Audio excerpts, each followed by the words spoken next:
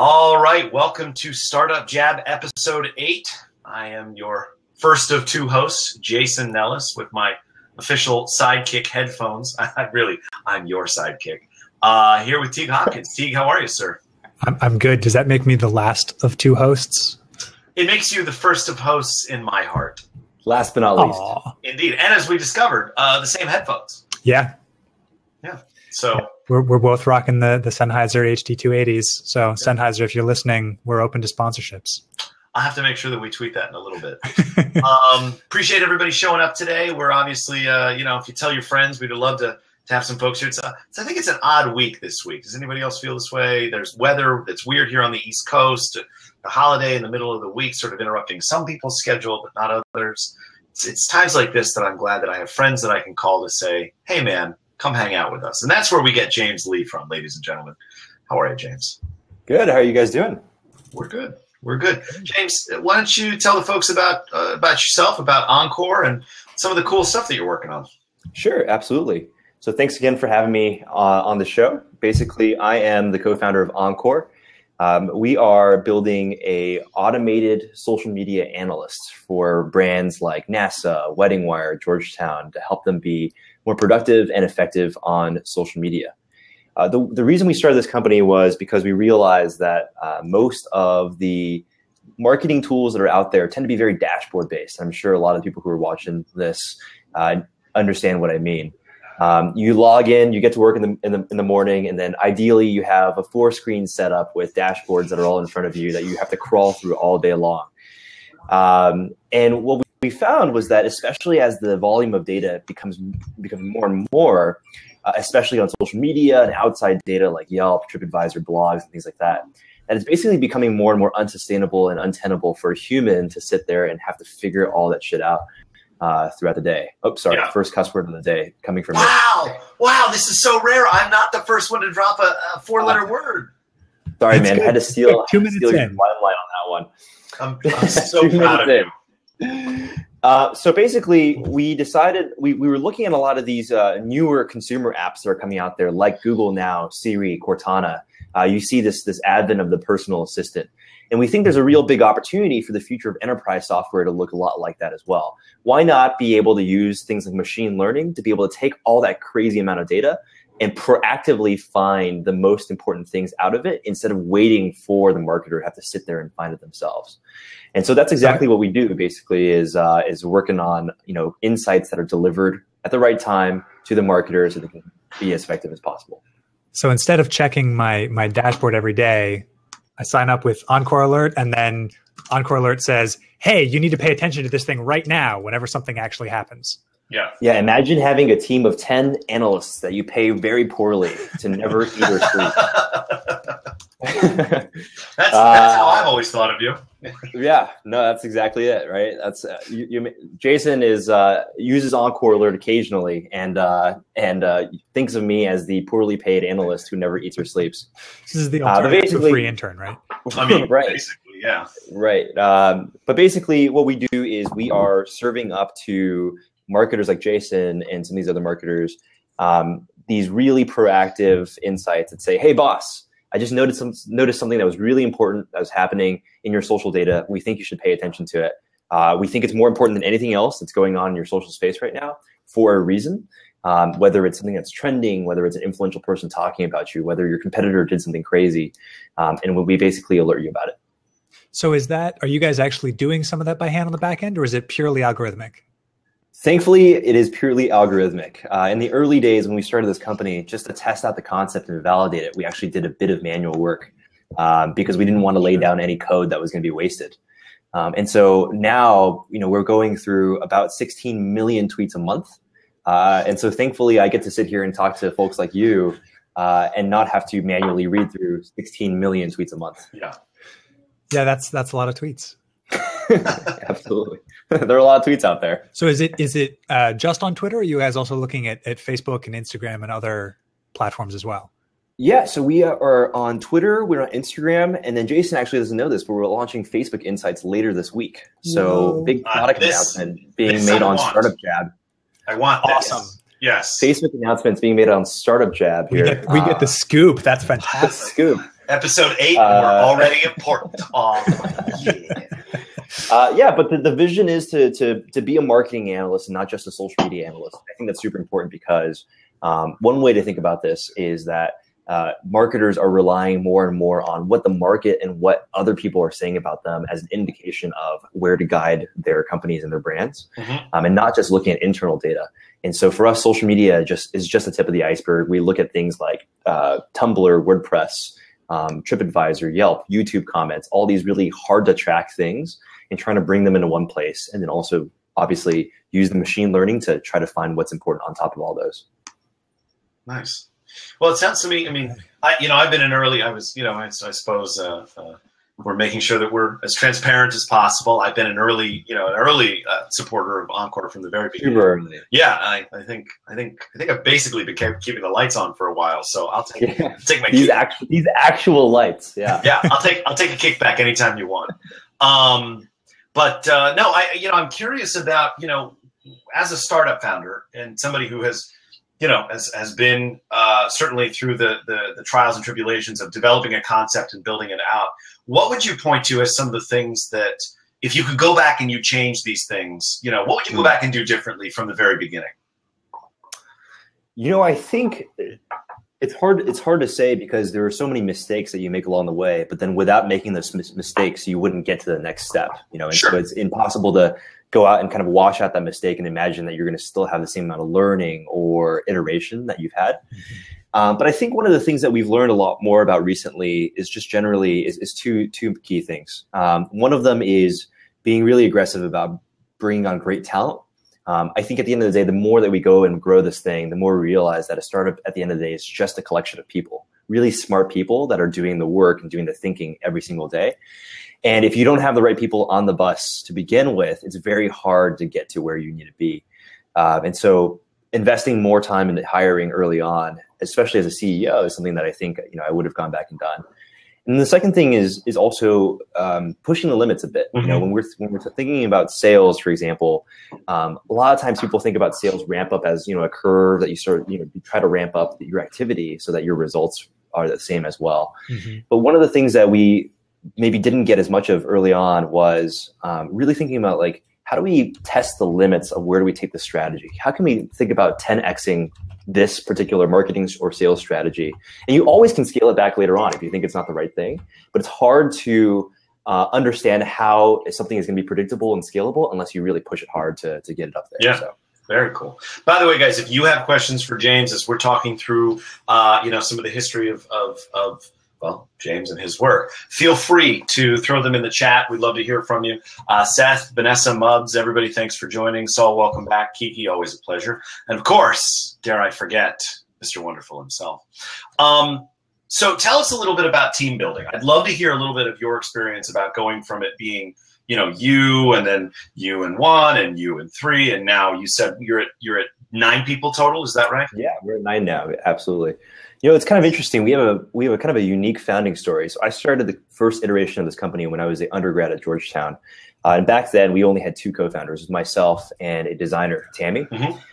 And so the 2 of us were working away at this, but obviously the missing component of a tech startup is the actual tech, the coding, the development, the engineering, the data science. And one of the things that we found that was really interesting was when we were recruiting early on, it was that we just had no leverage whatsoever. When you're a larger company, obviously you can throw things like money. Your equity is actually worth something. You can point to your attraction and say, look, here's why we believe this is actually going to work. And when you're recruiting someone so early on as idea stage, it's very tough to convince someone who's a total stranger to go and join your startup, let alone someone who's an A player, basically. Yeah. And so one of the early lessons for us was, trying to work as hard as we could as a non-technical pair of co-founders to try to build up as much traction as possible. How do you pre-sell to certain customers so that you can validate the idea that you're working on? How do you bring on advisors that lend credibility to your startup?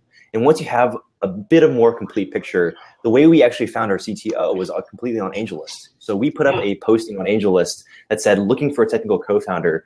And we got a bunch of applications, but the one that actually worked out was our co-founder, Felipe, who was born and raised in Brazil, had never been to the United States before, had just quit his job at Dell in Brazil and was looking for a startup to join. and basically reached out to us and said, hey, you guys look really interesting. I don't think he knew that we were, a bunch of kids wearing our PJs in a dorm, at Georgetown. And so we started Skyping, we started working together. And the first day we met in person was the day of my graduation. He landed over in Dulles Airport and actually sat next to my parents. My parents like, who is this? Aw, that's sweet and a little weird. I like that. Yeah, because it's a little weird, but it goes to show, you can find talent anywhere, but you really have to think about always keeping an open mind about finding new people. The people that you meet on at meetups, the people who you're college friends with, you never really know who you're going to be ending up working with later on. And the way I think about it is this is also basically a hiring pipeline. Yeah. And so that's basically the way that we've approached hiring. Numbers 4 through 9 is continue to hire a lot actually through AngelList and then also through our personal network as well. Very cool. What's been the hardest thing to hire for? Was it that CTO position or is it something after that? Yeah, it was definitely the CTO position because I think you're looking for someone who has not just the technical raw chops, but also you want someone who has that ownership mentality and someone who has ownership mentality around an idea that you already have. And that's super tough because, everyone talks about, starting a company with people and you all believe in this vision and you start going together. Yeah. And at this point, we were selling our vision very hard. This is where we think the next 3 to 5 years is. Oh, and by the way, we have nothing actually built. And so, are you familiar with the word chutzpah? Because I feel like this defines chutzpah pretty nicely. Yeah, I like someone said, "Fake it till you make it." That's pretty much exactly what it is. Oh, Mubs is on that team. Let me tell you. No, I mean, but I think that there's, not to divert the conversation, but just to point out that I think that there's a lot of value sometimes in actually, we've talked about this ad nauseum. Teague and I are all about the lean, and one of the things you sometimes do is you go, hey, how many people can I actually get to pay for this hypothetically and commit a credit card to it and then actually go do it? So that makes sense. Yeah, our very first customer. Yeah, I liked when you were. Oh, go ahead. I think I was going to lead into what you're about to say, which is I liked that you guys went and tried to sell it before you actually had it built. So tell us about your very first customer. Yeah, well, we actually had 2 paths. That was funny. The first path, we were going to go build a user-generated content curation platform. And we went out and talked to a bunch of marketers in the DC area. We sat down with them. We showed them a prototype. We asked them what they thought. And they all said they wanted to try it out.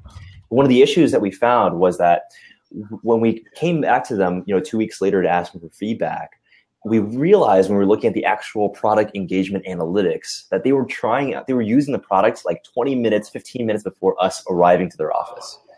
And it's very, very apparent to us that they were clearly, doing some last minute homework and trying to be nice to us, but they weren't actually finding the tool useful at all. Yeah.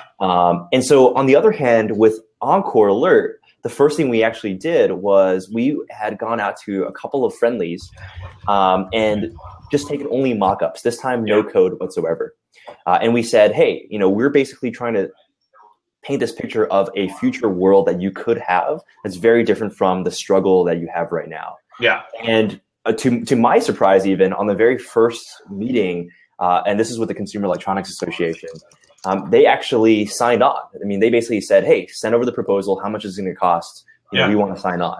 And this is great because now I got to go back to my CTO and say, hey, we've got 30 days to go build the first iteration of this thing. Yeah.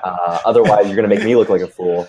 Right. But that was great iteration. I'm sure. But our CTO at that point was also, far more confident that we were building something that would actually be used because someone had actually, gone and said, I'm going to pay for this whenever you deliver it, and so that was a key part of our beginning. Well, and that's the thing that you often hear when you're talking about trying to find a technical co-founder is, technical co-founders have all of their own ideas, and your idea has to be obviously better enough than theirs that they want to work on yours instead of theirs. And really, the best way to do that is with traction, right? If someone's paying for it already, and it hasn't been built yet. Yeah, okay, maybe I'll work on that one instead of my own ideas, right? Right. There's so many opportunity costs. There's just a lot of high-paying jobs that are out there. There are their own ideas. There are other people, non-technical founders who are just pitching them things all the time, expecting every coder to just join them right away. And so you really have to think about how to make the best case possible. And that even is today the same thing too. If we're going to recruit a salesperson, we obviously want to recruit a really good salesperson who has a choice to work elsewhere as well. And so when we're bringing them on the team, we're not just selling them on, here's, your base plus commission, here's the equity that we can give you, but also here's why you should be a part of our vision, even though what we have right now is just what we think we've built so far is just a tip of what we think we can build in the future. Totally. I'm going to pause for 1 second just because if anybody hasn't seen in the chat, the incredible Mr. Wonderful himself has apparently made some StartupJab art, which is officially, by the way, the first actual StartupJab art. So I just want us all to appreciate and acknowledge not only his talent and his work, but apparently, Teague, we've made it today. This is officially like we're making it today. I think we've got fan art down after this. No. We're only going up from here. Oh, okay, got it. Okay. Yeah. This is our purely vanity metric validation, right? We've got fan art and we've got and we've got and we're the angling scoop on product announcements. Yeah. I mean, guys, this is a real thing now. Oh boy. Anyway, but no, seriously, thank you. Chris, I'm sorry. Well, Chris can't hear me, but Chris apparently is having trouble because his video is being blocked because he's a government contractor. Well. Cool. Well, guys, before we keep going, because there's lots more questions I want to get to for James that I know Teague and I want to ask. If you guys have questions for James, please feel free to come into the queue for the seat that's open here in the video. If you have questions but you don't want to jump in, you are welcome to jump into the chat and ask questions as well. You can upload images to Creator's Log. We could upload images to Creator's Log. How nice would that be? But guys, if you have any questions, James is here to address literally anything and everything, whether it's building his company and its culture, digital SaaS. See, now we can say SaaS and we don't have to worry about it. SaaS, all that stuff. Please feel free. With that, can you? So you just came back without, obviously, none of us have signed NDAs. You just came back from a team retreat. What was that like? What is it like now that you have a team large enough to have a team retreat? I mean, culturally, where have you guys gotten to from where you started? Well, one of the interesting things about our culture is we're actually a semi-distributed team. So we have team members that are developing our tool in Brazil. They're not the sort of traditional freelance types. They're actually full employees, which is based in Brazil, based on Felipe's network. We have our team in DC, and then our co-founders right now are actually out in San Francisco because we're participating in a startup accelerator called 500 Startups. And so we're out here in San Francisco participating in that. And so it's interesting for the retreat. Part of the retreat was to have some team bonding to begin with. Because a lot of us haven't even met each other in person to begin with. And so that was one part of it. And the second part of it was, I told my team, really, we wanted to take a day and a half away from the office, despite all of our mentors and investors here frowning upon, why are you guys not in the office today? Basically, was that really something you had to sell them? They were like, why are you going to Tahoe during a weekday? And I'm like, well, the answer, because I can. Because I can. Should. And because you actually already wired me the money. So. And so, okay. So what the mandate was to the team was, hey, I want you guys to split into groups and think about the types of things that you wouldn't necessarily have the time to think about during the day-to-day. Don't schedule any sales calls, don't schedule any sales emails. Just kind of sit aside and think about what are the types of things we want to improve. And I think one of the most crucial sort of tactics to doing so was actually setting sort of a clear kind of like milestone in mind. Like, what do we want to look like at the end of this year? So it actually it's far enough so that there's a lot to be done, but it's close enough that they actually can imagine in their head, what December 31st, 2015 actually looks like. So as a result of that, I think we came out being a lot more data-driven actually from that retreat, because we had everyone model out what they wanted the next few months to look like and what their share of the responsibility of that model would be, so that they actually know week to week, here are the things I'm responsible for. And if I fall short of those numbers, I need to be able to be accountable to explaining why. Yeah, I like that. I tried. There it is. Okay. Sometimes the chat doesn't always actually throw these things in there. Can you talk a little bit about 500 Startups? I mean, you and I personally haven't talked about it, but I'd love to hear more about what your experience has been like there. Yeah, it's been crazy. 500 Startups tends to have a reputation for being sort of the ugly child of all the startup accelerators. The head of it is Dave McClure. He's not the ugly stepchild, just the ugly kid. Right, the actual ugly kid. He is, Dave McClure is a huge personality. In fact, And this is not even a plug for us, but he's going to be hosting his own reality show on the Sci-Fi Channel starting tonight. It's called the Bazillion Dollar Club, which is probably the only name possible for a show, including Dave McClure. But the actual program has been full of substance, which has been really, really cool. Yeah. They've been driving us to have weekly meetings with this mentor who just really kicks our sass, basically. There you go. And that's been really good, having that accountability week to week to our investors. Nice. T, you were going to ask something. I was just I was very interested in the fact that there's a reality show. I'm just trying to wrap my mind around that. I'm imagining like sort of Shark Tank-esque. I'm going to post the YouTube link to this trailer for everyone to go and peruse after. Don't leave this tab, but afterwards. There you go. That's cool, man. Yeah, I have to imagine. Go ahead. Yeah, so 500 Startups does focus a lot on a lean startup approach, correct? I mean, my understanding is that it is very much more steeped in the lean startup methodology than any of the other accelerators in San Francisco. Absolutely, and I think so. They talk about if you're still figuring out your product, 500 is not for you. 500 is they focus on what they call distro, which is basically growth distribution. Yeah. And one of the we'll have a whole week dedicated to this marketing hell week, for example, where it's all about growth tactics and things like that. And one of the interesting things that I've learned a lot about out here is really creating a process around that growth. So, just like there is a process around how to test your startup from a lean perspective, and you go through the iteration loop over and over again. For marketing, we've basically come up with a process here as well, where you need to be running 4 or 5 experiments of different marketing tactics every single week. Mm-hmm. And if you think about that, that's a huge amount of experiments to be running. But basically the hypothesis is if you're running 4 or 5 each week, and you do this continuously, you're able to discover 2 or 3 that actually work for you. And those are the ones that you double down and you invest 10x on to really get that user acquisition. So they've really encouraged and pushed us to create that process and follow it. It's been something that's really been beneficial to us and all the other startups that are here. Cool. Very cool. Well, again, just want to remind folks that are new, if you have any questions, we have an open seat. We have an open chat. We'd love to hear them. What I should note too that 500 for our batch, we have 36 companies in this accelerator, and more than 50% of them are from overseas. So from your overseas audience, and I know that the massive overseas audience that you have. Well, the massive audience. They should definitely consider 500 because the other one part of it is about growth, but the other part of it is that Dave and his team really believe in international startups. It's really cool to see. Yeah, but they're not physically located. They're physically located in Silicon Valley, right? They've got a lot of offices, right? They have a fund in Korea now, in the Philippines, a new office in London, and then 2 here, one in Mountain View and one in San Francisco. Got it. Very cool. Well, I'm so proud to see you so grown up. Gosh, you're making me tear up now as well. Anyway, I can hear Kiki rolling her eyes, even though she's not here.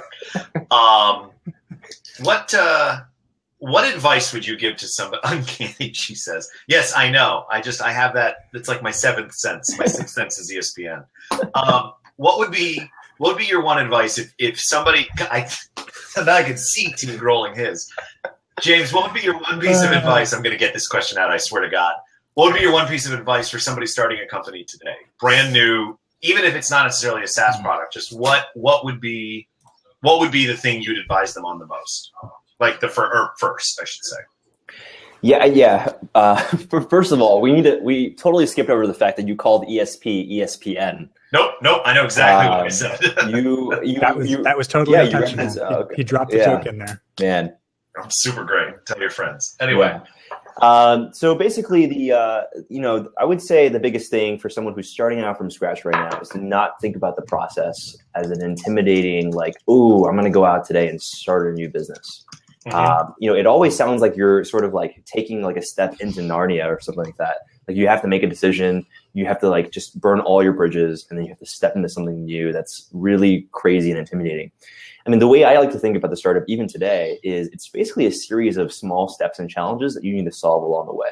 right? And you obviously have to think about the overall vision and the framework, but there isn't a like, I'm going to go and learn how to play the guitar now, and then just suddenly like you play the guitar right away. Like you have to go step by step. That's not how it works. Man, I've been learning to play guitar all along.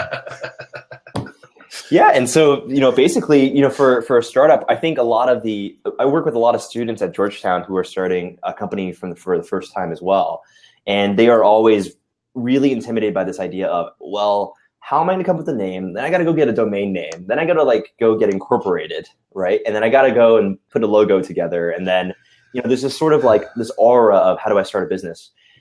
What it really comes down to is, do you have a problem that you feel really passionate about? And what are the first 1 or 2 steps that you can take to go and solving that problem?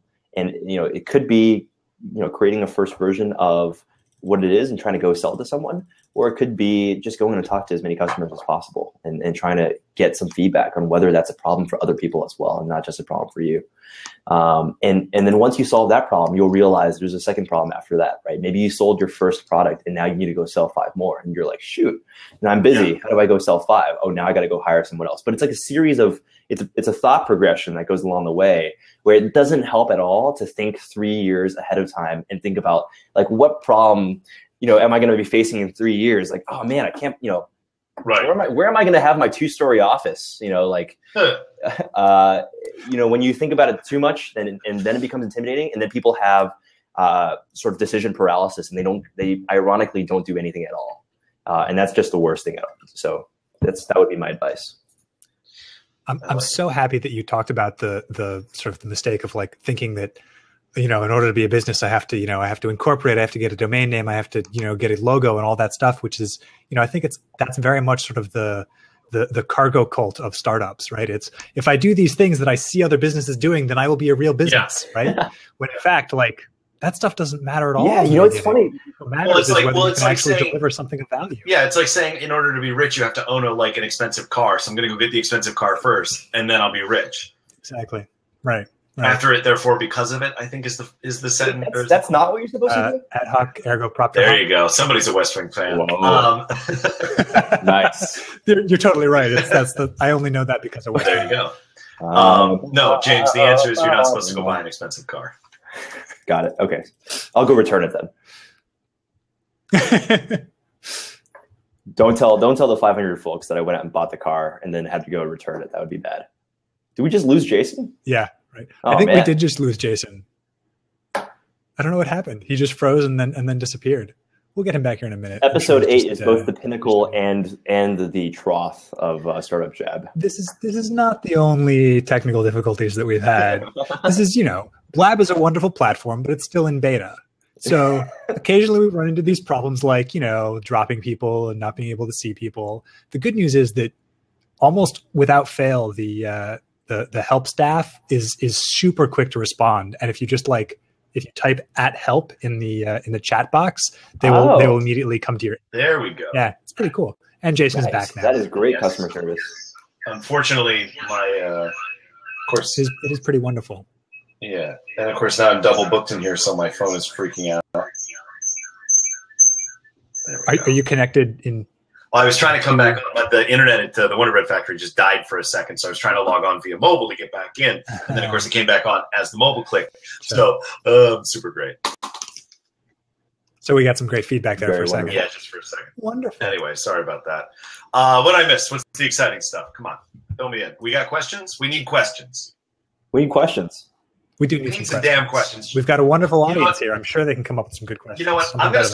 I'm going to start calling some people out if we don't get some questions, because we've got an open seat here in the chat. We got an open seat here in the video, and we've got plenty of people in chat. So I'm going to start yelling names if we don't get a question in the next 15 seconds. And I'm just going to. He's literally going to start cold calling. Just like a really angry teacher. Exactly. This is all right. This is your alternative to business school experiences. We're just going to cold call the audience for questions. Perfect. I hope you guys all read your reading material before this, because you're about to excellent. All that. Well, I believe a certain young lady who also periscopes quite frequently was going to join us, and I asked her if she wanted to join, and then she said she had a quote itchy trigger finger. So perhaps Dale, you would like to join us here in the video and ask some questions.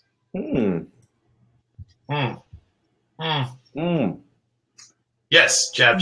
I wish I could. I'm sick in bed. That does not preclude you from clicking in. There is no technical limitation there. Don't give me that crap. But if it'll make you sicker though to talk to the three of us, don't do it. I agree. That's fair. There's a reasonably good likelihood of that. Yeah, especially we've been known to you have don't want to that catch what Jason has. Whoa, what? He's right. It's okay. I'll think of something good for the comments. All right, fair enough. Good. Vanessa, any questions? Kiki, you want to jump in? Who else we got here? Seth, I know you're full of great questions, man. Saul, somebody, we got room for one. Anyway, in the meantime, while we wait for these people to what's the term? Grow a pair? No, that's sexist. Man up? No, that's sexist. Step there up we go. the bat. No. We got one. My boy Saul. Okay, here. but I have no question. But I had to, prove my manliness and jump in anyway because, pulling out my, manliness, I had to get in there. But I really don't have any questions. Oh, I find that hard to believe. You're working on building your own startup as well. James has been through an accelerator program. He's had some investment early on. Surely there must be something that he can help you with. No, but what do you want to ask me, James? Oh, that's a good question. I'd love to know a little bit more about what you're doing. Yeah, so I'm working on a startup called MINR. There is some synergy between what you're doing and what we're doing in some sort of way because MINR is a social media management platform for mobile devices. The idea is like Hootsuite for mobile is the simple X for Y. I hate doing that. It marginalizes you, but it's the easiest way to get the idea across really simply. So we allow you to, actually right now we only incorporate with Twitter and allow you to post to multiple Twitter accounts from your phone with zero friction.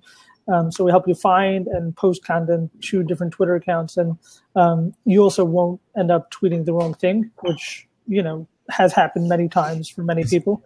It's a big deal. That's really cool. I've absolutely done it. A lot of our customers that talk about being on the go so often when they're tweeting, right? And they can't be in front of their computer. Especially if we've got a couple of pro sports teams where the social media manager literally has to run around on the field. And I'm like, how are you doing this tweeting right now while you're on the field and the game is going on? And they need tools like this to keep them going. Yeah, so we actually pitched the Jets on a iteration of MINR that would have the way we pitched it was get more depth for your post, right? So don't worry so much about the reach, but get it properly viral. So it's not just retweets, it's actually people would see the content you're creating and tweet that from their account. Mm-hmm. So that's a more valuable interaction than just a retweet or a favor, et cetera. And we pitched the Jets on that at a demo day. I didn't do a great job pitching, which is why we didn't win, but it was still fun. JTS, Jets. I learned something. When you pitch, you have to pitch on you have to pitch on the solution, right? It doesn't matter how you get there. Nobody gives a shit of the actual details. Like, oh, if you press this button and then press that button, this is what will happen. That's not relevant. What's relevant in the pitch is this is, you will have, hundreds of people, 1,000 people tweeting your content, and it'll be from their account. And that's all they care about. They don't care about how your app or interface or et cetera achieves that. Yeah, it's very much people don't care about you; they care about themselves, and so they don't want your solution. They want to hear about their problem. Yeah. So, and then the other thing was meanwhile, all the product folks like us are like, "But the button loads so beautifully." And then the other thing about that also was when I did it, when I pitched, WeWork sort of screwed me because they had companies there that were way further along than us, so we're very early. So it was sort of like showing up to a gunfight with a knife. And I'm like, hey, look, I have this product that could be really cool. And so it's like, yeah, we're in the MLB in Citi Field with the Mets. And I'm like, fuck me, right? Damn it. Wait a minute. So this is now twice where we've had a problem with explicit language, and it's come from neither me nor T. You guys, I love today. We're doing well. Yeah, we are. Very cool. We are. I didn't know what to rule about, but I assume Blab is so young and so, raw and so that you could just let it hang. Sure. Oh yeah. Sure. Yeah. What were you saying, T? I was going to say for all those folks who just joined in, we're here chatting with Saul and with James. We're talking about their startups and about marketing and social media and their advice for folks who are in the process of starting up themselves. Yeah. So if you have questions, if you've got questions. No. As Jason was about to say, if you've got questions, drop them into the chat or queue up to join. It's true. And I love Saul, but I'll kick him out. Yeah, if you and want to I'm join glad to leave as well. No. You know, I have no. Me and Jason, you know, we know each other already, right? It's I true. like how Jason, you ready for your Kipper? I'm going to fire you, and he's like, "You can't fire me. I'm going to quit." It's true. Yeah, I'll be offline for Wednesday, Saul. Yeah, that wasn't the point. No, just you know, David. Do you know David Teaton from FFVC? FFVC is a venture firm here in New York. They're pretty well known. They're actually doing really well. Supposedly, that's what my friends in the venture industry tell me. But so David Teaton's one of their partners, and he's a Jewish guy, and he like spends his Yom Kippur like going over his year and thinking about like, you know, what he's done or hasn't done right or wrong that year. And he's not like particularly religious. Like, I don't know if he even goes to temple or anything, but he uses that as a day of reflection. So I thought that was pretty cool. Yeah, I like that. I'll probably be doing something quite similar. Question, Jen. All right, brother. We're going to kick you now. Anyway, someone's probably been getting feedback early in it. Well, come on, Seth. Like, we all know that the answer to that, right? Come on. Hey, quit hijacking our show. Get out of here.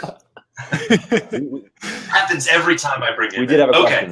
Okay, so James, there is a question from the chat here from Seth, and Seth, I'm because I know what you're working on, and I gather that you are sort of doing customer development here. I'm going to rephrase it so it's a little less leading of a question. I hope that's okay with you. And I'm going to ask the question as, what role does transparency play in the early development of a product? And do you think it helps or hurts to have customers involved while you're still developing the first version?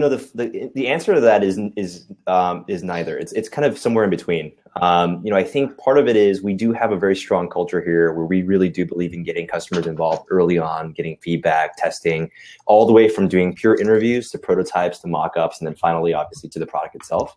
But the other part of it is we have run into the danger in the past where there are certain types of features or certain types of solutions to problems that the customer cannot necessarily dictate on their own. And one of the things that we've learned a lot about is to ask customers about problems and do not solicit ideas about solutions necessarily. Because sometimes the customers are very limited in their field in terms of thinking about what other ways would be to solve their problems. And oftentimes the best way to solve the problem is you helping them look 3-4 steps ahead to somewhere where they can't see and solving that problem for them in a different, innovative way that they can't think of. So I would say maintaining a good mix of both of those where you ask them about the problems that they're having, make sure that they're core painful problems that they're worth solving, going out and really coming up with a solution, whether it's taking the best of what they're doing or the best of what someone else is doing or the best of what you can think of. And then obviously going back and then iterating with them again to make sure that that solution actually solves their problem is a good sort of mix of those two. I love that's practically the textbook lean startup answer. It's very much the like, your job is to understand your customer's problem your customer's problem. Let me start again. Your customer's job is to describe the problem. Your job is to come up with the solution. Yeah. Yeah.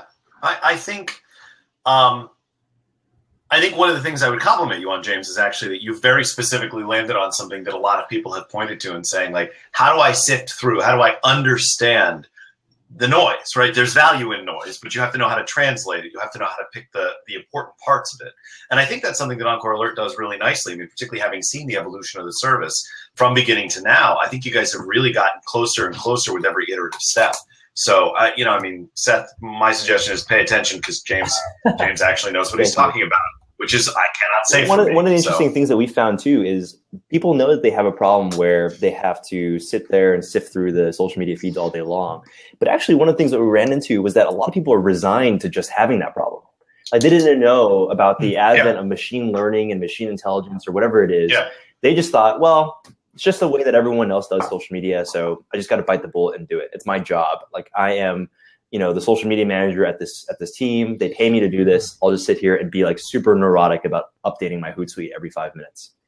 Well, and I guess in some ways it's an attractive nuisance too, right? Because if you're skimming through that feed, you can feel like you are learning things and being productive, even if all you're doing is just skimming through the feed. Yeah, and to be honest, sometimes I see these people at conferences, and it looks like it's really sad, right? They're at a conference, they're listening to a speaker, and if you look at like what they're doing on their screen, they're literally just trying to like refresh their feed over and over again. It's like a very like neurotic tension, basically. And if they don't do it, they feel like they're missing on something important. And so our goal actually is to not just solve the problem, but also to educate as well. We need to educate that there actually is a different solution to this that they may not have thought of before.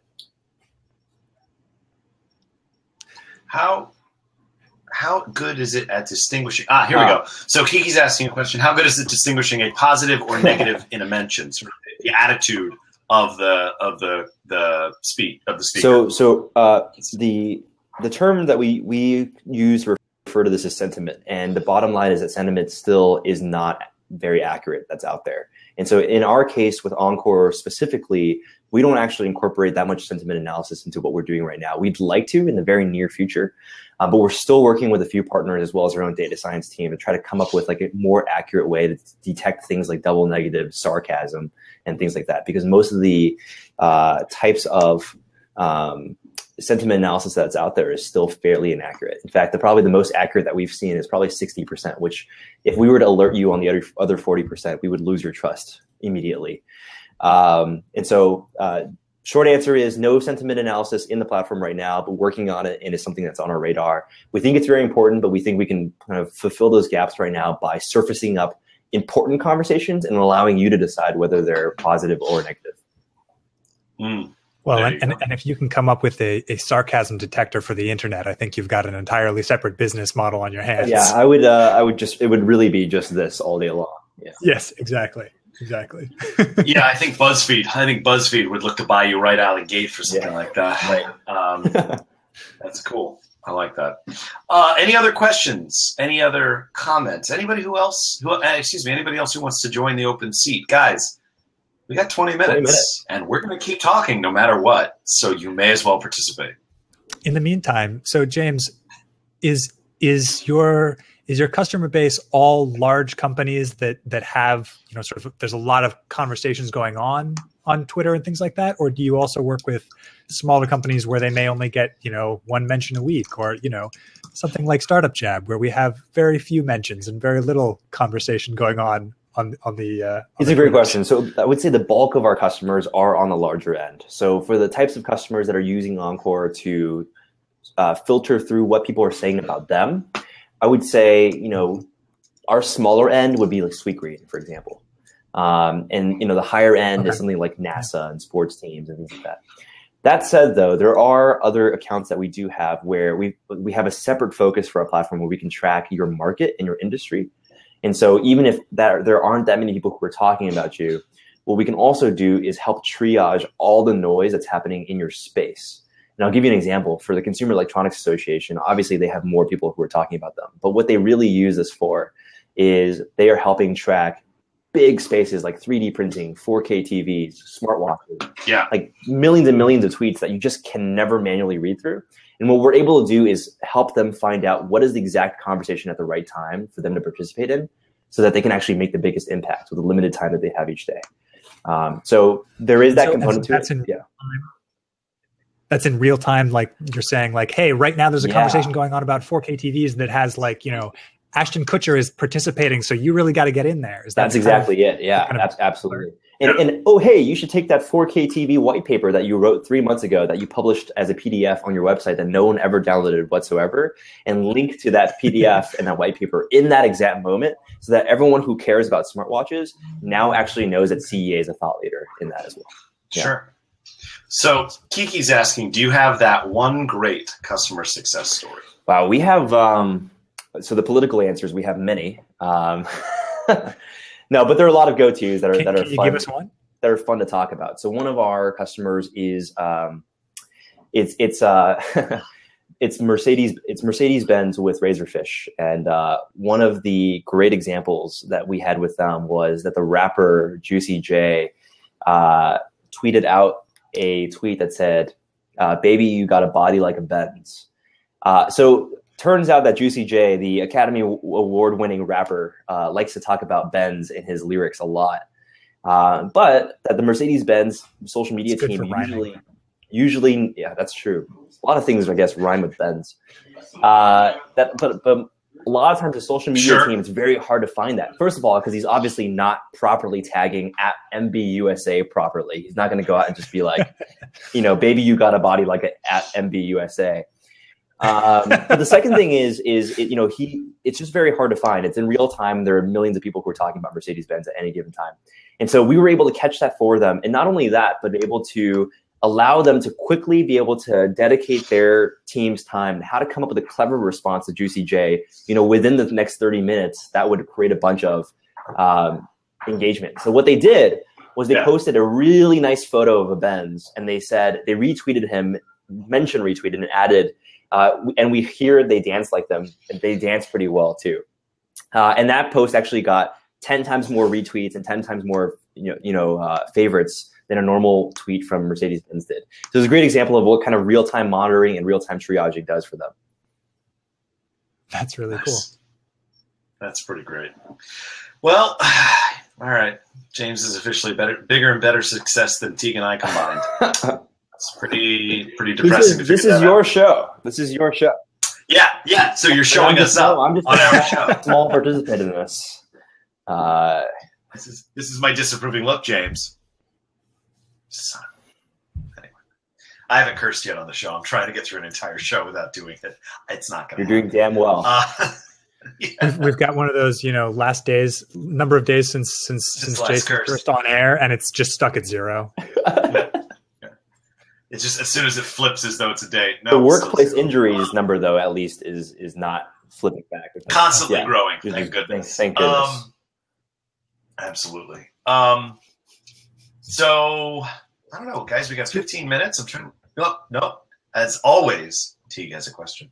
I'm full of questions. I try to give other people some opportunities to throw a question in, but I'm just full of them. So James, what's the biggest challenge you've got moving forward? What is keeping you up at night, or hopefully if you're sleeping well, what is the thing that you're focusing your effort and your energy on at the moment? Yeah, but I think the top thing is still growth, right? And I think that's the trite answer to it, but that also includes a ton of things that are underneath it, right? How do I hire the right people that are going to come on board so that me as a founder, I don't have to worry about everything, and we can delegate things so that people who are smartest and smarter than I am on certain topics can do those things and be very good at growing those things.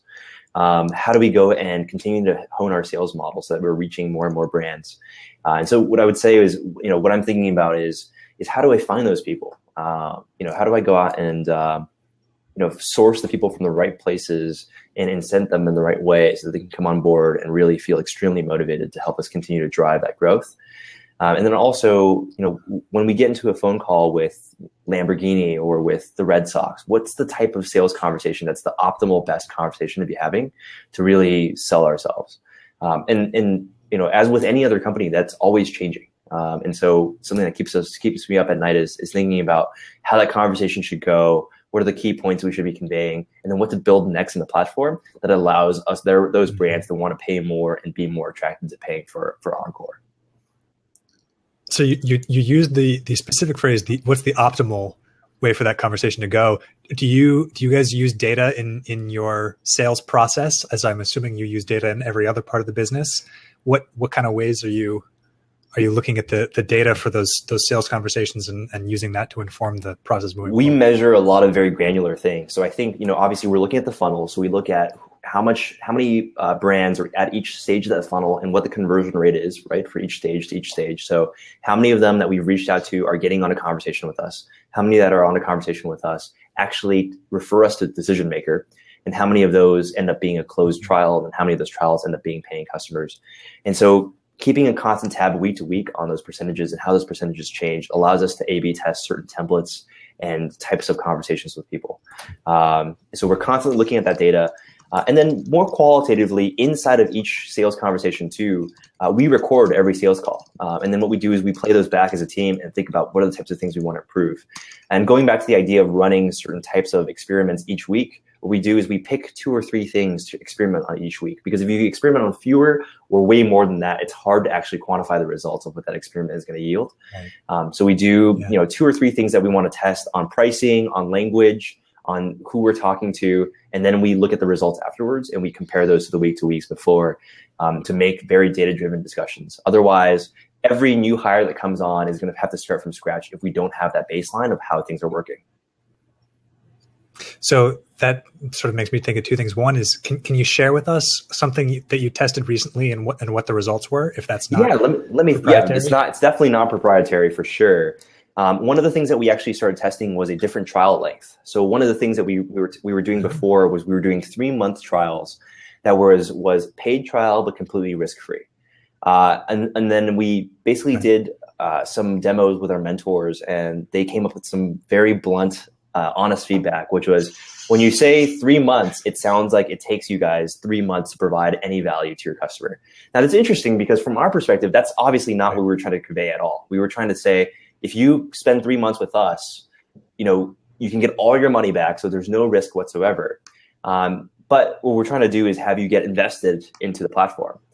From the customer's perspective, what they're hearing is it takes 3 months to get any value. And so what we decided to do in the last couple of weeks, we started testing 14-day trials. So we took it to the other extreme. And the 14-day trials have been working far better because the friction to get onto that trial just sounds, even psychologically, far less than a 3-month trial would be. Yeah.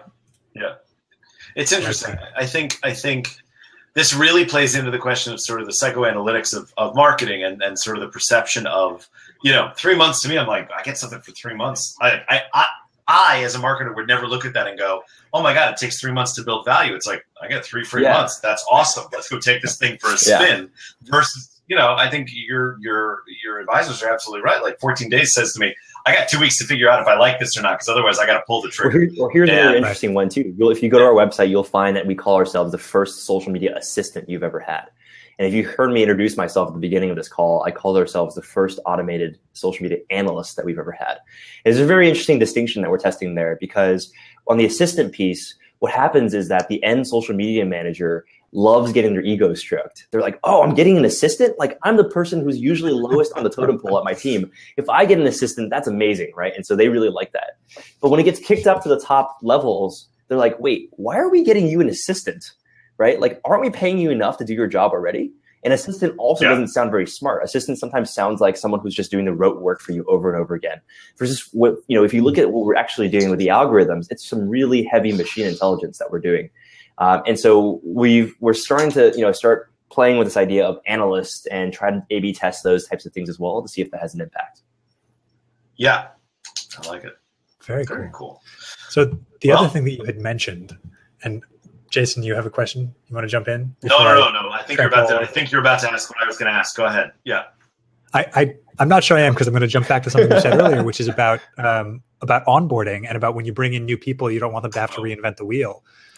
What is your process for onboarding folks, and how do you teach them what things have been tried already and worked and didn't work, and communicate all that information to your new folks coming on? That's a great question. The answer is tons of Google Docs. No, I think it really comes down to leadership style. And for me, the way that I like to sort of guide people along is to set a goal that they know that they need to hit, give them all the resources that they need to achieve that goal, but then just get out of the way. And then basically say, you need to come back to me if you have roadblocks, and be very transparent about those things. Because what I'm trying to do is not micromanage or not, look over your shoulder and have to approve every single little thing. And so that kind of goes to the onboarding process as well, as we basically had a new salesperson that started last Monday. And he has a very clear expectation for what his quota is for what he needs to sell, and what our expected conversion rate is on what he needs to do.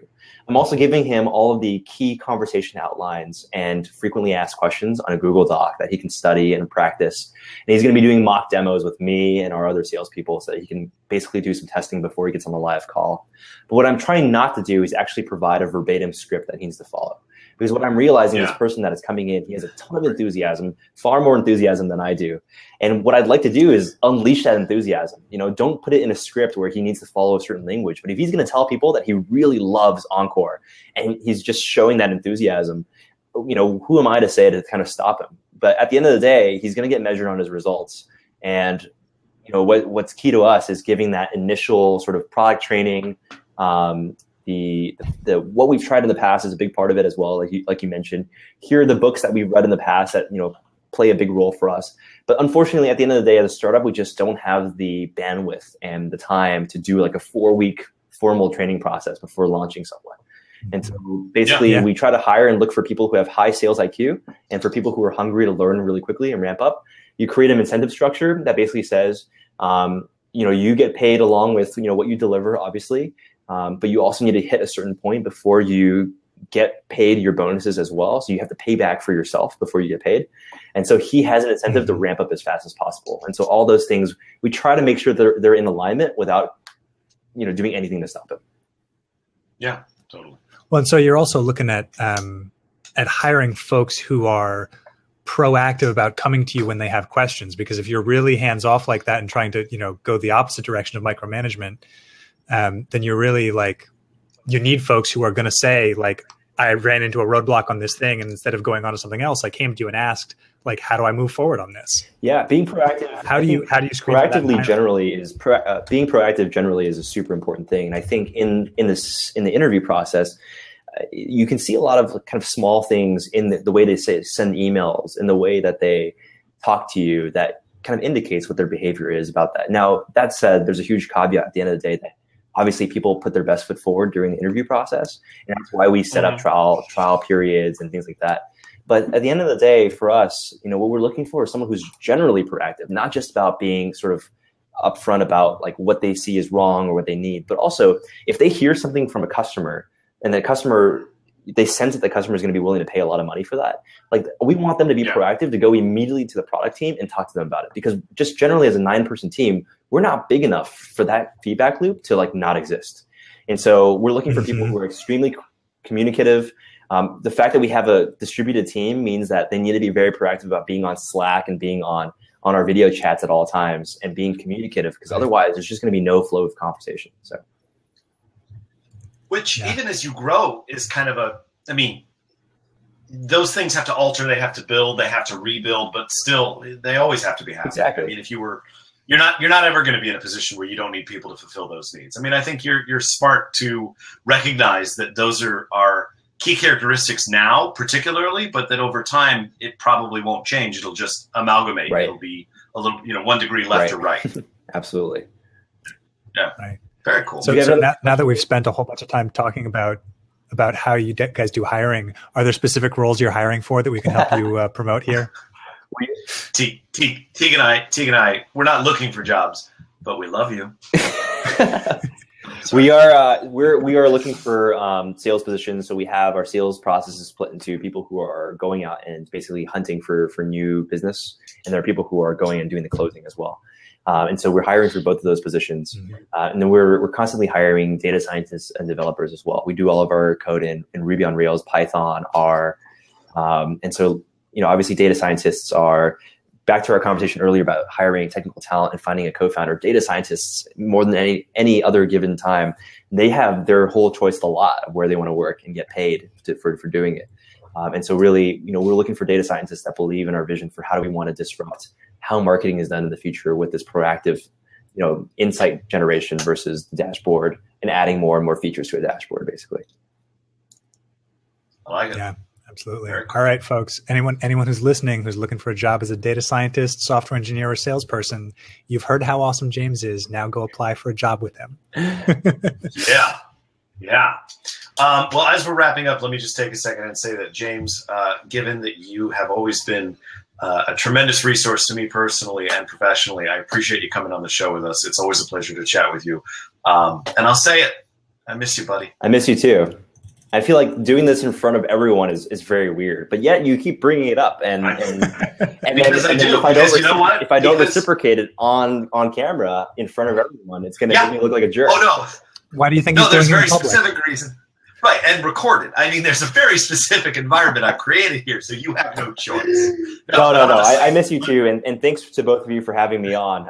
And obviously, Jason, like you mentioned, you were a very early supporter of ours, and you basically are paying for my chicken teriyaki meal once a week, and that's the important part. Well, in the meantime, aside from the website, which we've mentioned, EncoreAlert.com, James, where can people find you online if they want to reach out or follow up? So I'm on Twitter at jameslee.com, all spelled out. You can see it under my Blab name right there on my screen. And basically, feel free to reach out anytime you'd like. And always love to talk marketing, startup, fundraising, growth, anything that you want to talk about. I'm game. Cool. Teague, where can people find you online? You can find me at teaguehopkins.com and at teaguehopkins on Twitter. And Jason, where can people find you? Everywhere. I am never not everywhere. I'm at Jason Ellis. You can email me, Jason. God help me. Jason at overachievermedia.com, or come visit our site, overachievermedia.com. James, as always, it is a pleasure to chat with you. We appreciate the time. Those of you that joined us for the conversation today, as always, we appreciate your time as well. And tune in next week when we have a far more specific title up ahead of the next Startup Chat. Because let's get digital. Yeah. Yep. Go ahead.